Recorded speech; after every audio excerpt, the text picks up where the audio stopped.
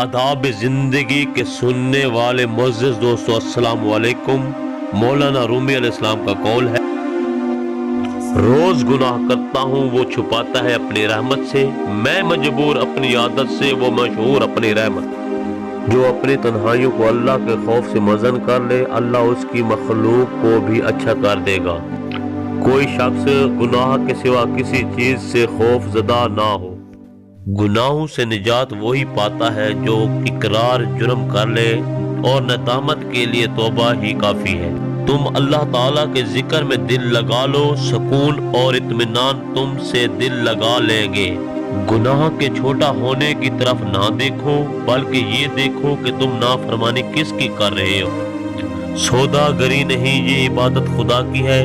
ऐ बेखबर जज़ा की तमन्ना बिछोड़ दे, गला तो घूट दिया अहले मदरसा ने तेरा, कहाँ से आए सदा ला इलाहा इल्लल्लाह। माफी निहायत अच्छा एहसान है और एहसान इंसान को गुलाम बना देता है।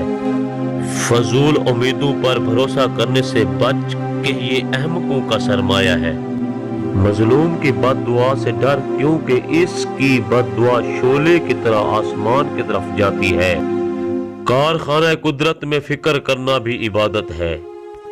अदब बेहतरीन कमाल और खैरात अफजल तरीन इबादत है। जो मसाइल इंसान ना हल कर सके, कुदरत उन्हें हल करती है।